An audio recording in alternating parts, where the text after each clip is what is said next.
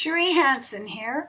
I'm reading to you from my blog on December 16th, which I have entitled Christmas Ghosts. At this time of year, I always experience hauntings.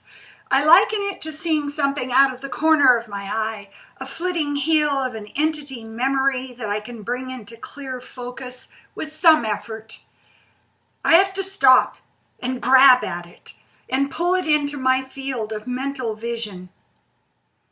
On a TV show, I see a flowered dress, and the memory of my mother sewing a similar dress for me and for my doll returns for the first time since my childhood.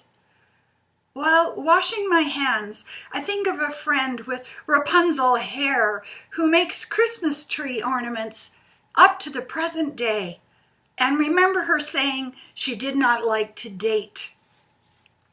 But she did have sex occasionally with a man who liked her. As I clean the sink out, I think of the day she said he was helping her to put up the tree, and she was suddenly hit by the realization that she loved him. I wipe down the counters and wonder how that relationship feels from the inside now, after so many years together. Lately, the whispering memories around me have enclosed me in a very dark place. I go through motions like a quickly sketched animation figure, not fully detailed out as yet, and I haven't known what day it is, nor have I cared. My numbing out to Netflix ends most of my days until I slap the computer shut and fall asleep curled around it, my nightly companion. Last night, I watched YouTube videos from spiritual teachers emphasizing that we each create our singular reality.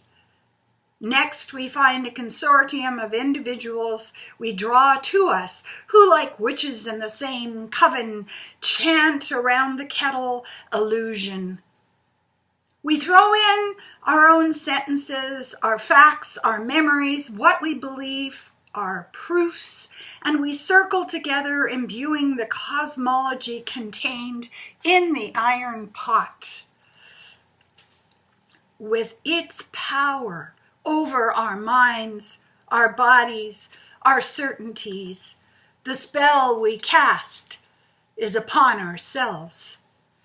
Last night I fell asleep within the speaker's words that we manifest exactly what and who we are. The concept that I am the cause of my depression does nothing to lift my head. Anyone who has the condition knows that the words provide yet another cudgel to beat oneself about the head. Not only are we walking in the valley of despair, but it is entirely our own fault. A person with depression is thus like Scrooge. The curse comes from the past and also is happening in the present. In addition, there seems to be no future other than the one the individual is projecting outward. With depression, there comes a wrestling with guilt, a crying out that if I could do something, I would. So the blame becomes burdensome.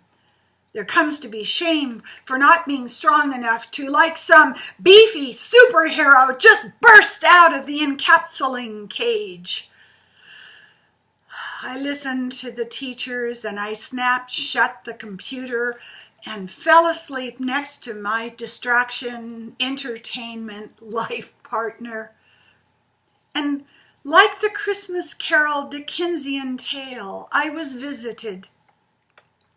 I felt something, someone, some thoughts lingering around me. I slept for 9 hours straight and woke up with an abiding sense that I had been infused with news stories.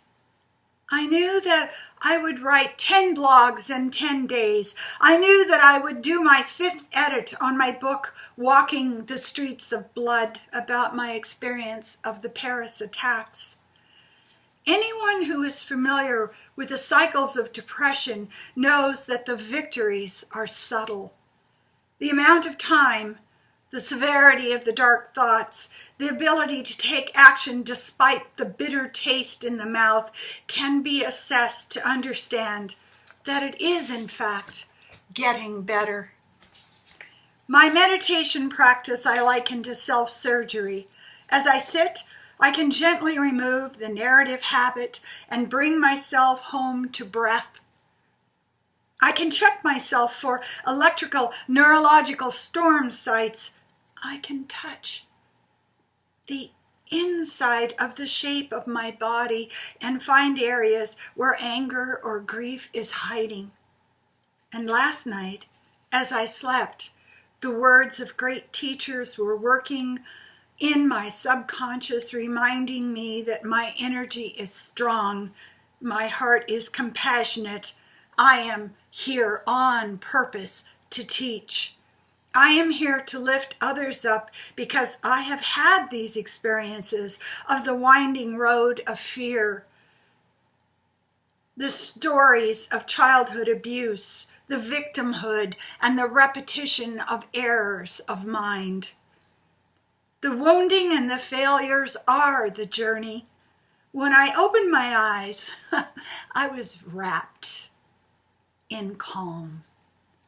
I went to the window and I saw the sun climbing the hills to shine light everywhere. And I begin again. Thank you.